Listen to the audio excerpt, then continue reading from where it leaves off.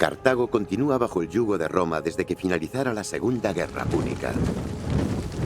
Durante 50 años se ha visto obligada a pagar una compensación muy alta y ha estado sometida a la autoridad de Roma. En el 151 a.C., esta compensación había sido pagada. Sin embargo, Roma aún deseaba las tierras de Cartago y encontró excusas para retomar las hostilidades. Cartago se encontró bajo asedio, aunque resistió el acoso romano durante 2 años. En el 147 a.C., Roma envió a un joven y popular comandante, Escipión Emiliano, para que pusiera fin a la guerra de una vez por todas. Hay ciudades que mueren de decadencia, apagándose poco a poco durante siglos. Y hay ciudades que mueren asesinadas. Cartago fue asesinada. Y no en una tarde. Fue una agonía de 3 años. Uno de los asedios más brutales, más ingeniosos y más despiadados de toda la historia antigua. Hoy te voy a contar cómo Roma borró del mapa a la ciudad que más miedo le había dado jamás. Y cómo el hombre que dio la orden final lloró mientras la veía arder. Catón cerraba cada discurso con la misma frase, martilleada durante años. Cartago delenda est. Cartago debe ser destruida. Roma solo necesitaba una excusa. Y la fabricó. Cuando Cartago se defendió de los ataques constantes del rey Númida Masinisa, el viejo aliado de Roma, el Senado declaró que había roto el tratado. Guerra. Lo que vino entonces es una de las páginas más cínicas de la diplomacia de todos los tiempos. Cartago, aterrorizada, se rindió antes de empezar. Envió embajadores ofreciendo sumisión total. Roma pidió todas las armas de la ciudad. Y Cartago, increíblemente, obedeció. Entregó 200.000 armaduras, miles de catapultas, todo su arsenal. Caravanas enteras de armas saliendo de la ciudad. Y cuando Cartago estuvo completamente desnuda, indefensa, los cónsules romanos anunciaron la última condición. Los cartagineses debían abandonar su ciudad. Cartago sería arrasada. Y ellos podrían fundar un nuevo asentamiento tierra adentro, lejos del mar. A una ciudad de marinos y comerciantes le estaban ordenando morir como pueblo. Y entonces ocurrió algo que los romanos no esperaban. Cartago dijo no. La ciudad entera enloqueció de furia y desesperación. Lincharon a los senadores que habían aconsejado entregar las armas. Cerraron las puertas. Liberaron a los esclavos. Y convirtieron toda la ciudad en una fábrica de guerra que trabajaba día y noche. Los templos se volvieron talleres, se fundieron las estatuas para hacer espadas. Y las mujeres, esto lo cuentan las fuentes antiguas, se cortaron el pelo para trenzar las cuerdas de las catapultas. Una ciudad desarmada fabricó en cuestión de semanas cientos de escudos, espadas y máquinas de guerra al día. Iban a morir, casi todos lo sabían. Pero iban a morir en casa. Y ahora mira la ciudad que Roma pretendía tomar, porque es clave para entender por qué este asedio duró 3 años. Cartago era una fortaleza natural. Estaba plantada en una península, rodeada de mar por casi todos lados.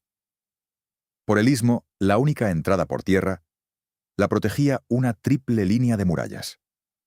Un foso, una empalizada, y detrás una muralla de más de 13 metros de altura y 8 de espesor, con torres de 4 pisos, establos interiores para 300 elefantes y cuarteles para miles de hombres. Dentro vivían varios cientos de miles de personas. Y en el corazón de la ciudad, su joya. Los 2 puertos artificiales, el comercial y detrás el puerto militar circular, con su isla central, capaz de esconder más de 200 barcos de guerra bajo cobertizos techados. Una máquina portuaria que todavía hoy deja alucinados a los arqueólogos. Los romanos llegaron en el 149, convencidos de que aquello era un paseo militar contra una ciudad desarmada. Y se estrellaron. una y otra vez. Los primeros asaltos a las murallas fueron rechazados con enormes bajas. Un ejército cartaginés de campaña, dirigido por un general llamado Asdrúbal, hostigaba a los sitiadores desde fuera. Las enfermedades se cebaron con los campamentos romanos. Pasó un año. Pasaron 2. El asedio más fácil del mundo se había convertido en una humillación nacional. En medio de aquel desastre, un solo oficial romano destacaba una y otra vez. Un joven llamado Escipión Emiliano. Quédate con el apellido, porque no es casualidad. Era nieto adoptivo de Escipión el africano, el vencedor de Aníbal. La historia estaba a punto de rimar de una manera escalofriante. En Roma, el pueblo, harto de la incompetencia de sus generales, hizo algo extraordinario. Eligió cónsul a Escipión Emiliano, saltándose los límites legales de edad, con una sola misión: terminar el trabajo. Y en el 147 a.C., Escipión llegó a Cartago y cambió la naturaleza del asedio. Se acabaron los asaltos improvisados. Empezaba la ciencia. Primero, limpió su propio ejército. Expulsó del campamento a mercaderes, prostitutas y adivinos, y restauró una disciplina de hierro. Segundo, cerró el cerco por tierra. Construyó una doble línea de fortificaciones atravesando el istmo de lado a lado, una muralla contra la ciudad y otra mirando hacia afuera, contra cualquier ejército de socorro. Cartago quedó sellada por tierra. Nadie entraba, nadie salía, nada de comida. Pero quedaba el mar. Los corredores de bloqueo cartagineses seguían colándose hasta el puerto con grano, aprovechando el viento y la noche. Y aquí, Escipión ejecutó una de las obras de ingeniería militar más locas de la antigüedad. Ordenó construir un dique de piedra, un espigón gigantesco, para cerrar físicamente la bocana del puerto. Miles de soldados arrojando toneladas de roca al mar, día tras día, semana tras semana, mientras los cartagineses miraban desde las murallas cómo les tapiaban la puerta del mar, piedra a piedra. Los cartagineses respondieron con una hazaña igual de desesperada. En secreto, excavaron un canal nuevo por el otro lado del puerto militar, y con la madera que les quedaba, construyeron una flota de la nada. Una mañana, ante los ojos atónitos de los romanos, 50 barcos de guerra cartagineses salieron por una bocana que el día anterior no existía. Es uno de esos momentos de la historia que parecen inventados. Si aquella flota hubiera atacado de inmediato a las naves romanas, desprevenidas y amarradas, quizá habría cambiado el asedio. Pero dudaron. Volvieron al puerto, y cuando días después presentaron batalla, la flota romana los destrozó frente a sus propias murallas. El mar quedó cerrado para siempre. A partir de ahí, el hambre tomó el mando.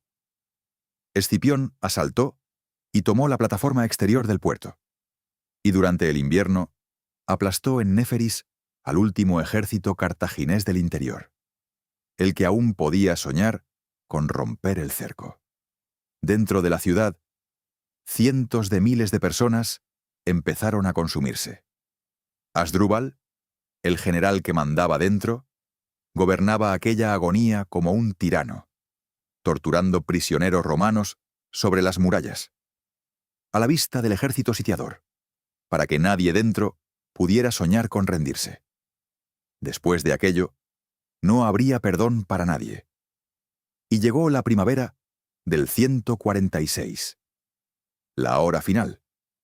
El asalto entró por donde nadie habría apostado al principio, por el puerto militar, el orgullo de Cartago, convertido ahora en su herida abierta.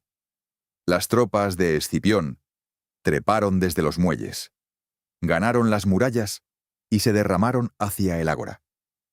Los soldados pasaron la primera noche acampados dentro de la ciudad, entre el oro saqueado de los templos. Ante ellos se alzaba la última fortaleza, la colina de Birsa, la ciudadela, el corazón sagrado de Cartago. Y para llegar hasta ella, había que atravesar los barrios de la ciudad vieja. Lo que vino entonces fueron 6 días y 6 noches que los propios cronistas antiguos cuentan con espanto. Las calles que subían a Birsa estaban flanqueadas por edificios de 6 pisos, y cada edificio era un fortín. Los cartagineses disparaban desde las azoteas, desde las ventanas, desde todas partes. Los romanos tuvieron que conquistar la ciudad casa por casa. Escipión ordenó incendiar y demoler las calles enteras, a medida que avanzaba. Y los equipos de limpieza arrastraban con garfios los escombros y los cuerpos, vivos y muertos revueltos, para abrir paso a la infantería. Los relatos de esos 6 días son de lo más oscuro que nos ha llegado del mundo antiguo. La ciudad ardía por barrios enteros mientras se combatía dentro del incendio. Al 7.º día, los últimos supervivientes, unas 50.000 personas de una ciudad que había albergado varios cientos de miles, salieron de Birsa suplicando que les perdonaran la vida. Escipión aceptó. Fueron vendidos como esclavos. Todos. Quedaba un último acto, y es puro teatro trágico. En el templo de Esmún, en lo alto de la ciudadela, resistían 900 desertores romanos que no podían esperar perdón alguno, y con ellos Asdrúbal, su mujer y sus hijos. Cuando todo estuvo perdido, Asdrúbal, el tirano que había jurado morir con su ciudad, bajó a escondidas y se arrojó a los pies de Escipión con una rama de olivo, suplicando por su vida. Y entonces su propia mujer apareció en lo alto del templo en llamas, vestida con sus mejores ropas, con sus 2 hijos de la mano. Gritó a su marido para que todo el mundo lo oyera, algo así como: «Yo no te maldigo, ya te maldecirán los dioses de Cartago, cobarde». Degolló. No, lo diré como lo cuentan las fuentes. Entregó a sus hijos al fuego y se arrojó tras ellos. Prefirió la pira a ver a su familia desfilar encadenada en un triunfo romano. Cartago ardió durante días. La orden del Senado fue absoluta. La ciudad sería arrasada hasta los cimientos. Sus ruinas malditas, prohibido para siempre habitarlas. Lo del arado y la sal, por cierto, esa imagen de los romanos sembrando sal en los surcos, es casi seguro una leyenda posterior. No aparece en las fuentes antiguas. Pero la realidad no necesitaba adornos. 700 años de historia, una civilización entera, su literatura, sus archivos, su memoria, borrados. Del mapa y casi del recuerdo. Lo poco que sabemos de Cartago nos lo contaron, en su mayoría, sus asesinos. Y ahora, la imagen final. Porque en medio del incendio ocurrió algo que convierte esta historia en algo más que una masacre. Escipión Emiliano, el vencedor absoluto, el hombre más triunfante del mundo en ese momento, contemplaba la ciudad en llamas junto a su maestro y amigo, el historiador griego Polibio, que estaba allí y lo escribió. Y Polibio vio que Escipión estaba llorando. Le preguntó por qué. Y Escipión, mirando arder Cartago, recitó unos versos de Homero, los que anuncian la caída de Troya. Día vendrá en que perezca la sagrada Ilión, y Príamo y el pueblo de Príamo. Polibio le preguntó qué quería decir. Y Escipión respondió que no lloraba por Cartago, lloraba por Roma, porque viendo morir al imperio que había parecido eterno, comprendió que algún día, inevitablemente, a su propia patria le llegaría la misma hora. Un romano llorando el futuro de Roma sobre las cenizas de Cartago. Pocas veces la historia ha escrito una escena mejor. Sobre las ruinas prohibidas, con el tiempo, los propios romanos acabaron levantando una nueva Cartago, que llegó a ser una de las grandes ciudades de su imperio. Y unos 500 años después de aquellas lágrimas, los vándalos entraban en África y Roma era saqueada. La profecía de Escipión, cumplida. Si esta historia te ha impactado tanto como a mí, suscríbete y déjame en un comentario si crees que Roma tenía motivos reales para destruir Cartago, o si fue, simplemente, el primer gran exterminio calculado de la historia. Nos vemos en el próximo viaje al pasado. Hasta entonces, recuerda la lección de Escipión. Ningún imperio, ninguno, es eterno.